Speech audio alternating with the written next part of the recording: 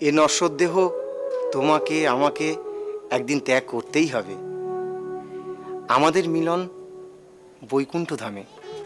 আহা, আমি ভাবছি লক্ষ্মীপ্রিয়ার ভাগ্যের কথা। হ্যাঁ গো, এই বর্তনও কি শুধু তারই অধিকারে থাকবে গো? ও ভালো মানুষের মেয়েরা, তোরা সরে আয় তো। কি হা করে ওদিকে তাকিয়ে খালি হলুদি মাখিয়ে যাচ্ছিস?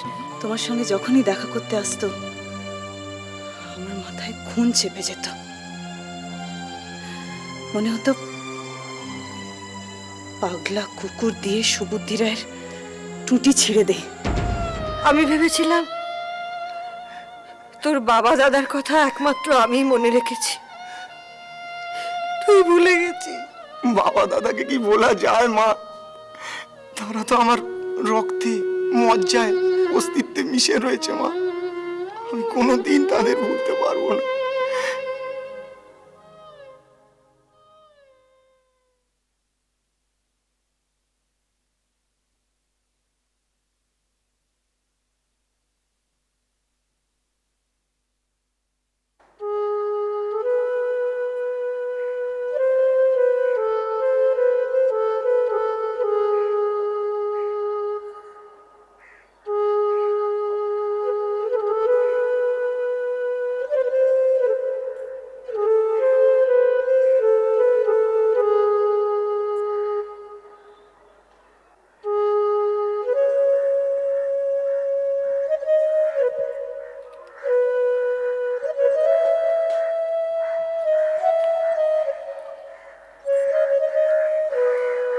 তুমি কে ভাই?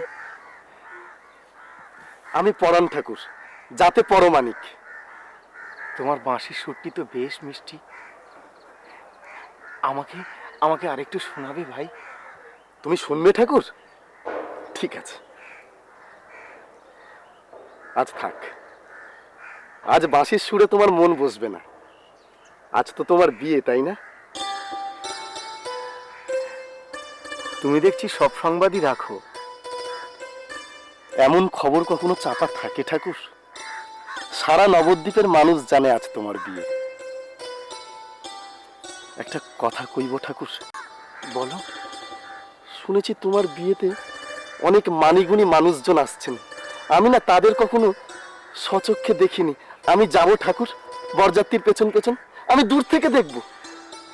নিছক কৌতূহলের বশে তুমি যদি আসতে চাও তাহলে আসতে পারো। হ্যাঁ, কৌতূহল, কৌতূহল ছাড়া আর কি। দেখো পরাণ, আমি একজন সামান্য পণ্ডিত। আমার শ্বশুর মশাই বল্লভাচার্য, তার অবস্থাও অনুরূপ। নবদ্বীপের বৈষ্ণব সমাজের সামান্য কিছু ব্যক্তি আমার এই বিবাহে উপস্থিত থাকবেন। তবে নিছক কৌতূহলের বশে তুমি যদি আসতে চাও আসতে পারো, আমার আপত্তি নেই। তোমার অনেক দয়া ঠাকুর। আমি তাহলে আসি ঠাকুর। শোনো, তোমার বাড়ি কোথায় বললে না তো? কোথায় শিখলে এমন মিষ্টি সুর? এ সুর আমি কোথাও শিখিনি ঠাকুর। পাখির গান, ঝর্ণার টান, বাতাসের থেকে এই সুর আমি তুলেছি ঠাকুর।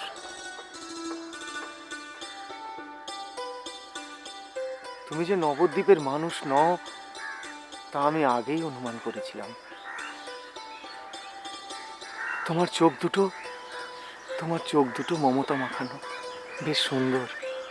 কিন্তু তার মধ্যে অমন হিংসার আভাস পাচ্ছি কেন ভাই? হিংসা? হ্যাঁ, হিংসা। যার অমন মমতা মাখানো, ভালোবাসা মাখানো চোখ, তার চোখে কেন এত হিংসা? হিংসাকে জয় করো ভাই।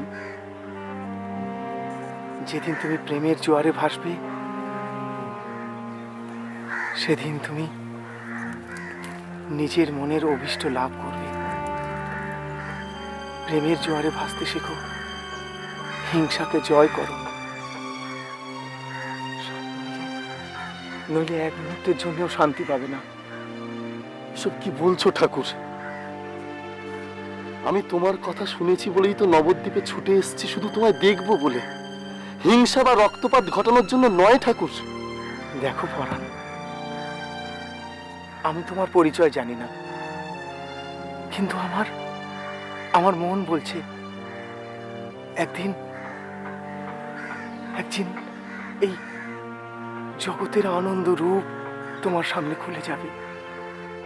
তুমি অন্ধকার থেকে আলো হয়ে আসবে, তুমি মনে শান্তি পাবে, তোমার চিত্ত পরিবর্তন ঘটবে। আমি আসি ভাই। ঈশ্বর তোমার মঙ্গল করুন।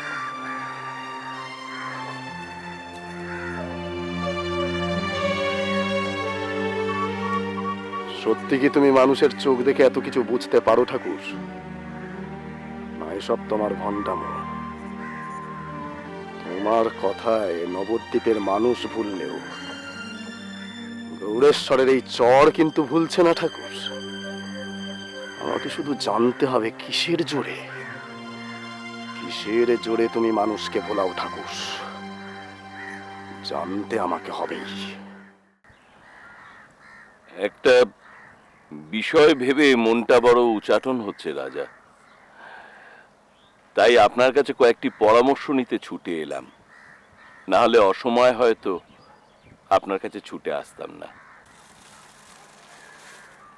আপনি এত দ্বিধা করছেন কেন শ্রীবাস?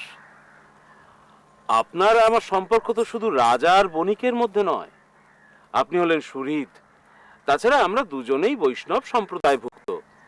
আপনার জন্য আমার রাজবাড়ির দ্বার সবসময় উন্মুক্ত থাকবে। আগে রাজামশাই, সে আমি জানি, আর জানি বলেই সেই ভরসাতেই আপনার কাছে পরামর্শ নিতে আমি ছুটে এসেছি। দেখুন, আসার পূর্ব মুহূর্তে যদি আমি জানতে পারতাম যে এই সময় আপনি রানীমার সঙ্গে বাক্যালাপে ব্যস্ত আছেন, তাহলে নিশ্চয়ই আমি পরে আসতাম। তবে রানীমা, অসময়ে আসার জন্য আপনি আমাকে নিশ্চয়ই অভিযুক্ত করতে পারেন। না, এ বিষয়ে আমার কোনো অভিযোগ নেই। তবে একটা ব্যাপারে আমার একটা অভিযোগ আছে। অভিযোগ আমার বিরুদ্ধে? হ্যাঁ ঠাকুর, আপনার বিরুদ্ধে। আমি প্রায় রাজামশাইয়ের কাছে শুনি আপনি নানা কারণে তার সাক্ষাতে আসেন, কিন্তু একবারও মালিনী ঠাকুরকে সঙ্গে আনেন না। অনেক দিন তার সাথে আমার দেখা হয় না। এই অভিযোগ? বেশ রানীমা, আপনার যদি এমন কোনো সদিচ্ছা থাকে, আমি নিশ্চয়ই দ্বিতীয় দিন তাকে নিয়ে এখানে আসব। নিশ্চয়ই আসবেন। হ্যাঁ, এখন বলুন আপনার আগমনের কারণ কি?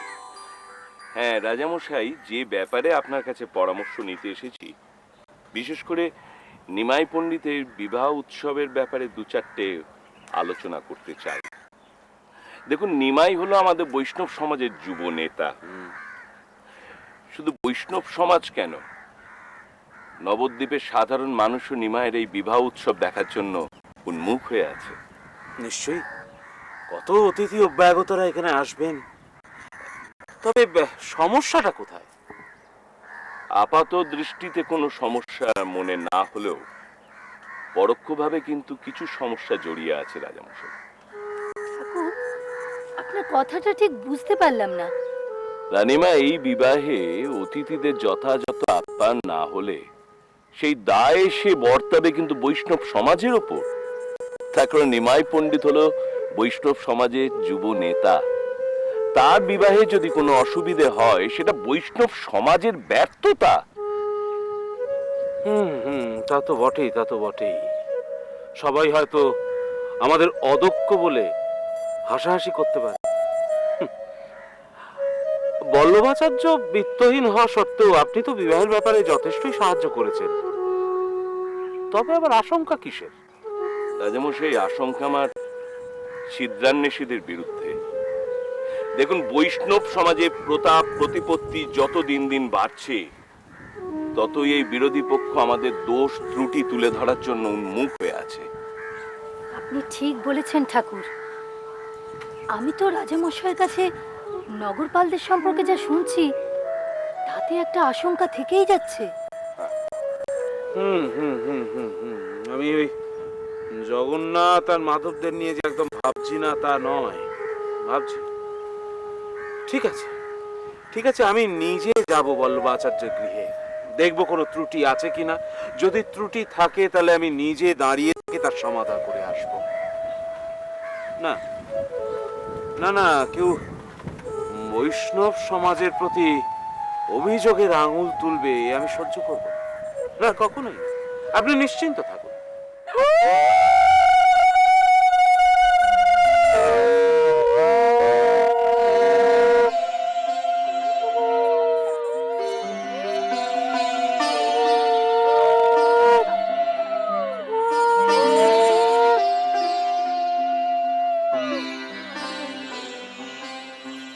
দেখ সুমিত্রা, সখী কেমন আনমনা হয়ে রয়েছে, কি ভাবছে বলতো? বারে বুঝতে পারছিস না কার কথা ভাবছে? নিমাই ঠাকুরের কথা ভাবছে। এই হলুদে যে নিমাই নাগরের স্পর্শ রয়েছে, তাই তো আমার নিবাস হয়ে গেছে। তোরা হাসিস কেন বলতো? হাসিস কেন তোরা? ও মা, হাসবো না তো হাস, ভালো করে হাস। একজন তো পার হলো, এবার তোদের দুটিকে শ্বশুর বাড়ি পাঠাবো, হ্যাঁ বলে দিচ্ছি। বয়ে গেছে। ইস, বয়েই গেছে। তাড়াতাড়ি হলুদ ভালো করে ওদেরকে মাখাও তো। তোরাও হলুদ মাখবি? স্বামী সোহাগ পাবি। ওরে মুখ করে মাখ তাড়াতাড়ি। লক্ষ্মীকে মাখাও। আমার তো মাখাবো, বেশি করে মাখাও, বেশি করে। তোদেরকেও মাখাবো। ওদেরও তো মাখাও খুড়িমা। হ্যাঁ, স্বামী সোহাগ পাবি তো। রাজা আপনার দুয়ারে খাড়া। রাজা স্বয়ং? চলো চলো চলো চলো চলো।